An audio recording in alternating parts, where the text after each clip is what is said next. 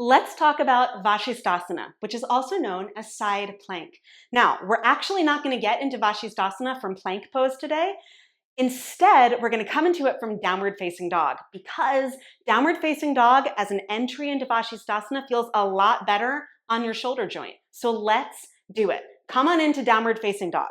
So you want your hands to be about as wide apart as your shoulders, your feet about as wide apart as your hips, right? Butt lifted high in the air.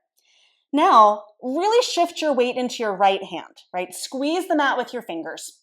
Come up onto your left fingertips rather, and then turn your feet out to the left, right? And for now, your feet are staggered. Now, what you want to do is really push up through your right inner thigh, right?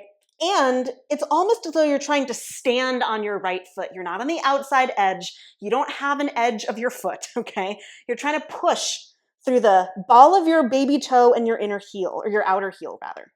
Then stack your left foot on top of your right and squeeze your thighs toward one another.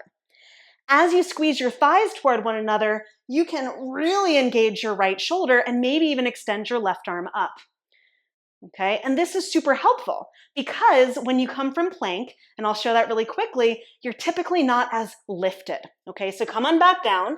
You can take your knees to the floor. If you want to do this with me, you can. All right, if you want to watch instead, that's fine, but I'm going to go left. So I'm going to come into plank pose instead.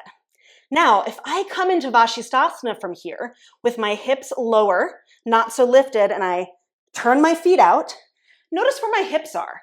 They're down. It's heavier. I feel a lot of weight in my shoulder joint, a lot in my wrist, even when I squeeze the mat.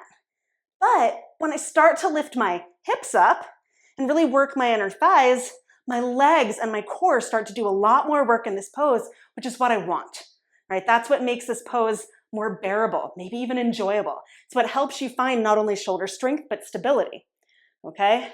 But it's a lot harder to lift your hips up when they're already down. You've got to fight gravity to lift them up, than when you go from downward facing dog. See, my hips are already lifted here.